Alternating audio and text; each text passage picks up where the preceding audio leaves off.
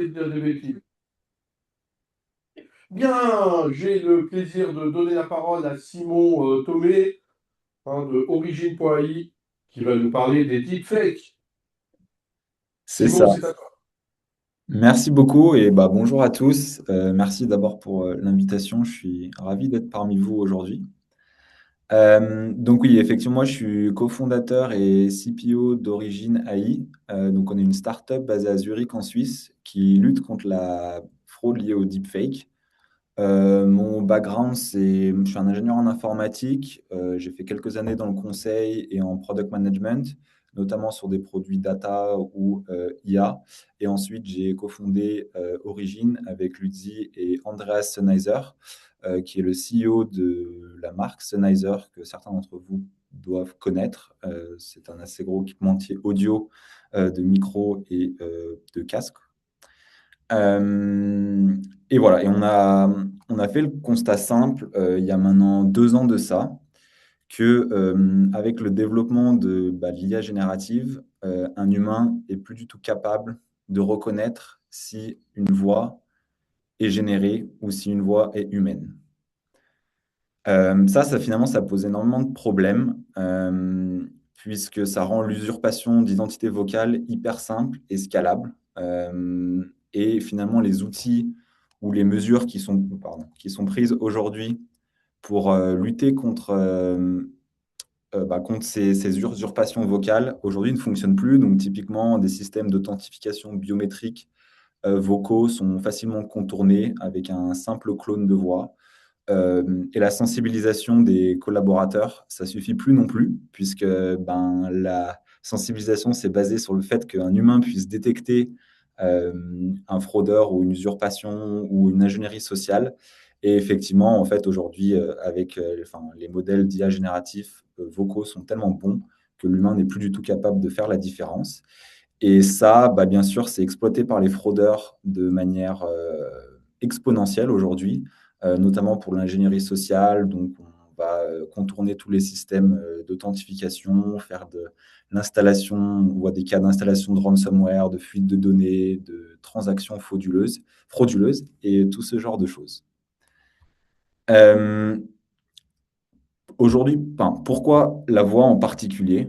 Euh, En fait, les entreprises dans le passé ont beaucoup investi dans la sécurisation des systèmes, donc voilà, réseau, endpoint, gestion des identités. Mais finalement, la voix, ça reste un des canaux sans vraie protection technologique. Et avec un simple appel, en fait, on peut finalement contourner tous les systèmes de sécurité en place, puisque finalement, c'est l'utilisateur qui fait l'action et qui s'identifie et qui a été convaincu en amont. Une voix, c'est finalement, on fait confiance à une voix qu'on connaît. Je peux prendre un exemple plus personnel, typiquement sa famille, son frère, sa sœur, un parent, ce genre de choses. C'est des choses qu'on ne remet pas en question. On a toujours été habitué depuis la nuit des temps à identifier une personne selon le son de sa voix. Aujourd'hui, vous entendez ma voix, peut-être que demain, vous reconnaîtrez qui je suis par ma voix. La voix, c'est en temps réel, c'est des interactions instantanées. Là, je vous parle aujourd'hui, tout de suite, il y a des choses qui... Vous entendez ma voix, vous entendez le message que je présente aujourd'hui, ça vous fait penser à des choses. Et ça a un impact direct, puisque finalement, dans la voix, effectivement, on délivre des instructions, des autorisations, c'est vraiment là qu'est le message. Quand on parle de deepfake, on pense souvent vidéo, image. Effectivement, ce sont aussi des vecteurs des messages, mais effectivement, dans un appel téléphonique ou une communication, ou typiquement une fraude ou une ingénierie sociale, le message qui passe par la voix est vraiment le plus important. Euh, voilà un petit exemple, hein, aujourd'hui, à quel point c'est facile d'usurper l'identité vocale de quelqu'un. Ici, je m'étais amusé effectivement à prendre une vidéo YouTube de Jamie Dimon, qui est le CEO de JP Morgan, et de reproduire finalement un clone assez réaliste de sa voix. Ça m'a pris quelques minutes, 20 secondes sur YouTube d'une interview à Davos au World Economic Forum. Et puis voilà, je vais vous montrer un peu ce que ça donne. Hey everyone, really glad to talk about Origin AI today. I just wanted to warn you about how easy it is to manipulate people today. Imagine if I'm calling one of our finance workers asking to wire money and what damage that could cause financially and even more importantly to our reputation.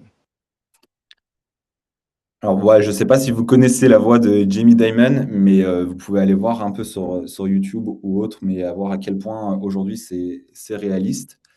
Voilà, donc en fait, la problématique est vraiment celle-là, c'est qu'aujourd'hui, on voit de plus en plus, et on va dire c'est un problème très réel, où en fait il y a des fraudes, donc notamment sur l'ingénierie sociale et l'appel fraude au président, où les entreprises commencent, enfin d'ailleurs perdent aujourd'hui déjà des millions face à ce type de fraude, puisque finalement l'ingénierie sociale et l'usurpation d'identité devient hyper convaincante. Et donc on a des cas ici un peu très public, j'ai envie de dire, et très médiatisé. Typiquement, on a le cas de chez Arup, où il y a maintenant en 2024, un employé du département de la finance est connecté à un Teams où en fait, tout son management était présent, lui a demandé de faire plusieurs investissements pour un total de 25 millions. Mais en fait, c'était que l'apparence et la voix de son management. Et en fait, derrière, c'était un groupe de cybercriminels qui avait usurpé la voix et l'apparence de son management. Il y a d'autres cas, typiquement chez MGM, donc il y avait eu une installation de ransomware qui avait paralysé les opérations pendant une semaine, ce qui a fait une perte de 100 millions, où là, encore, la voix d'un employé avait été usurpée pour dérober finalement les logins admin et appeler le support. Et du coup, ils avaient réussi à installer un ransomware. Puis enfin, en fait, de façon plus générale, tous les call centers, aujourd'hui, c'est la surface d'attaque, notamment pour les banques, par exemple, où c'est un point d'entrée où que les fraudeurs utilisent, et on voit de plus en plus de fraudes chaque année sur ce canal, et encore plus aujourd'hui, où les systèmes d'authentification vocale qui sont utilisés par de nombreuses banques dans le monde ne fonctionne plus du tout, puisque finalement, dans l'exemple que j'ai donné juste avant, ces systèmes ont été construits pour une ère avant l'IA générative et les clones de voix. Et donc aujourd'hui, c'est tellement réaliste que même ces systèmes-là, sans détection de deepfake ou de voix synthétique, ça ne fonctionne plus. Donc voilà, un peu pour vous parler de nous, ce qu'on fait et comment finalement on aide à protéger les entreprises contre ce type de fraude. Donc nous, chez Origin AI, on a créé une solution qui a plusieurs briques, dont la principale qui est la détection donc, de deepfake, donc de voix synthétique. Finalement, on va venir pouvoir monitorer donc en temps réel une conversation, une communication, et pouvoir détecter s'il s'agit bien d'une voix humaine ou pas. On ajoute à ça l'identification biométrique dont je parlais, vocale, et aussi on peut ajouter une couche cryptographique qui permet de reconnaître une voix en la comparant avec un échantillon qu'on aurait préenregistré. Donc ça, c'est dans le cas où effectivement on a déjà un échantillon de voix de la personne, donc on peut effectivement l'identifier. Plus en combinant ça avec effectivement la détection d'une voix synthétique, on se prémunit contre ces fameux clones de voix hyper réalistes aujourd'hui. Et enfin, la dernière brique qu'on ajoute également, c'est de pouvoir, donc tout au long de la conversation, créer un peu, enfin, comparer finalement la façon dont une personne va parler, les temps de pause, la respiration, tout ce genre de choses. Et donc en combinant ces trois choses, concrètement, il est extrêmement difficile pour un fraudeur d'usurper l'identité vocale de quelqu'un. Concrètement, à quoi ça ressemble, ou où est-ce qu'on intervient? Donc ça, c'est la technologie vraiment donc le modèle d'IA. C'est un modèle d'IA finalement qui fonctionne, enfin plusieurs modèles d'IA qui fonctionnent, qui sont sous-jacents. Donc ici, j'ai illustré ça avec des Lego, où en fait, on va avoir vraiment notre technologie de base qui va être déployée donc, sous forme d'une API ou de SDK dans différents langages. Et en fait, par-dessus, on va venir donc, déployer donc, des produits et des outils pour peu importe, enfin, n'importe quel outil de communication qui est utilisé par l'entreprise. Donc, ça peut être des plugins Teams, Zoom, des plugins dans les outils de call center type Genesis ou NICE, On a même, voilà, c'est un peu notre produit aussi le plus simple à installer, c'est une application desktop en fait qu'on vient installer sur son ordinateur. Je vous ferai une petite démo juste après. Mais en fait, ça fonctionne finalement comme un antivirus. Ça tourne en arrière-plan sur l'ordinateur et ça monitore l'audio en continu. Et dès qu'il y a effectivement une usurpation d'identité, une voix générée, ça vient nous alerter l'utilisateur avec une notification sur l'écran. Après, de l'autre côté, on a aussi d'autres produits comme un plugin Chrome, mais aussi une application web, où là, c'est beaucoup utilisé par tout ce qui va être fake news et les médias qui, eux, ont besoin de faire du fact-checking pour effectivement s'assurer que, j'en sais rien, si voilà, un président ou un ministre des Armées fait une conférence de presse ou ou une vidéo YouTube, en tout cas, que c'est bien cette personne-là qui a parlé et pas un deepfake aujourd'hui. Tout ça pour dire effectivement que voilà, on a un vrai problème aujourd'hui de confiance et de pouvoir savoir qui est soit à l'autre bout de la communication ou de s'assurer que le contenu provient bien de la personne qui l'a émise. Et donc, effectivement, nous, on crée un tas de solutions avec une technologie de base pour aider à rétablir cette confiance qui aujourd'hui est menacée par ces fameux deepfakes. Voilà, une petite vidéo démo. Ça date d'il y a quelques temps, donc effectivement, le produit a un peu évolué depuis, mais en tout cas, ça vous montre l'application desktop, à quoi elle ressemble. Introducing Origin's Deepfake Detector. You receive a video call invite from someone you trust, maybe your CFO, a team lead, or a partner, asking to review the final details of an investment transfer. But what if it's not really them? Today's fraudsters use deepfakes to impersonate people you know and trick you into revealing sensitive information or authorizing high-stakes transfers. Origin runs silently in the background, analyzing every voice in your meeting in real time. When AI-generated content is detected, you get an instant alert, helping you stop fraud before it happens. In the settings, you choose how detection works. Use the Origin Cloud for the most up-to-date protection.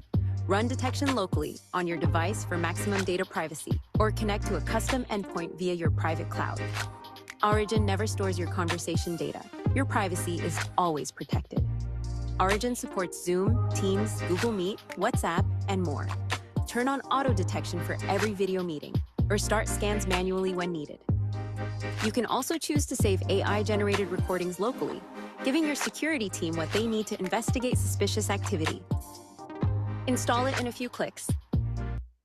Bon, voilà, je vais m'arrêter ici, mais voilà, une petite démo effectivement de notre application desktop et comment en tout cas on peut l'installer très facilement et être protégé de tout type de deepfake et aussi analyser tout contenu, soit frauduleux, soit généré par de l'IA.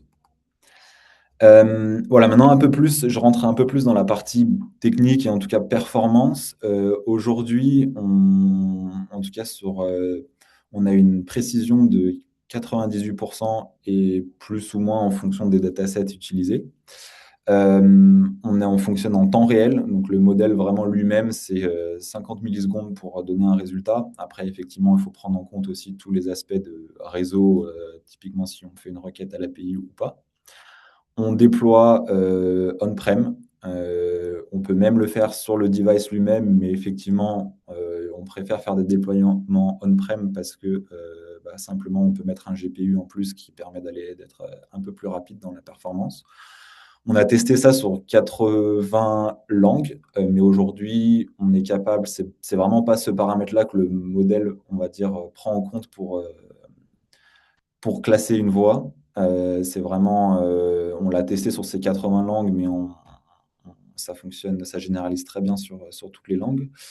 Et aussi, un dernier élément, c'est qu'aujourd'hui, effectivement, c'est très différent de montrer aujourd'hui une précision sur, par exemple, des données ou des voix, j'ai envie de dire, de laboratoire, donc super propre, sans coupure réseau, sur, je sais pas, 48 kHz, des choses comme ça. Et aujourd'hui, nous, notre modèle est vraiment, on l'a créé, ou en tout cas, il est performant et robuste pour des conditions réelles. Donc vraiment de la téléphonie, des coupures de réseau, du bruit ambiant, tout ce genre de choses. Et effectivement, aujourd'hui, nos clients qui testent et qui benchmarkent finalement ces solutions-là, à chaque fois nous montrent que vraiment on est parmi les meilleurs en termes de précision. Et même plus récemment, on a été donc évalué par plusieurs benchmarks en fonction de nos concurrents, donc notamment pas mal d'entreprises américaines ici. Et voilà, vous pouvez voir que vraiment en termes de faux positifs et faux négatifs, on arrive vraiment dans le coin en bas à gauche, ce qui montre que vraiment on est dans les leaders aujourd'hui de ce marché. Parce que voilà, je préfère en parler aujourd'hui aussi parce qu'effectivement, quand on parle de précision, tout le monde affiche 99% de précision sur ce genre de modèle. Mais en fait, voilà, si c'est fait avec des données internes, voilà, ce n'est que la moitié du message, j'ai envie de dire. Et effectivement, il faut bien sûr être évalué par des acteurs indépendants. Donc ici aussi le gouvernement de Grande-Bretagne qui nous a évalués. Voilà. Et sinon, voilà, pour finir, donc nous, on travaille avec pas mal d'acteurs, donc Swisscom, qui est le plus gros opérateur en Suisse, étant donné qu'on est une start-up suisse, mais qui revend et qui intègre nos solutions dans leur solution de call center aussi. On discute aussi pour être vraiment dans la partie réseau et abonnement téléphonique. Et en plus, EY et Phonexia, qui est Phonexia le leader des technologies vocales en Europe. Donc voilà, nous, on est là vraiment pour aider à rétablir finalement cette confiance et aider à protéger contre ces nouveaux risques finalement que l'IA a créés et cette facilité et finalement cette création d'ingénierie sociale qui est hyper réaliste aujourd'hui et on voit ces cas exploser. Et tout à l'heure, je parlais effectivement d'exemples très publics. Mais en fait, on a des PME, de petites entreprises qui sont victimes de ça tous les jours et ça prend une ampleur dingue, j'ai envie de dire. Et donc, nous, on est là avec une solution technologique. Bien sûr, c'est une combinaison de gouvernance, de process, de sensibilisation, même si aujourd'hui, ma conviction personnelle, c'est que ça fonctionne de moins en moins. Et aussi, donc nous, on est la partie technologique et la brique technologique pour aider à protéger ce canal qui est la voix. Si voilà, l'application, enfin, on peut télécharger l'application desktop plus le plugin ou même tester des fichiers directement gratuitement sur notre plateforme. Je vous invite à créer un compte et vous y connecter et tester par vous-même. Ou sinon, effectivement, j'ai mis aussi mon email si c'est quelque chose qui vous intéresse. Mais en tout cas, pour l'instant, je suis ravi de prendre des questions et de discuter sur ce sujet, que ce soit d'un point de vue technique ou d'un point de vue solution.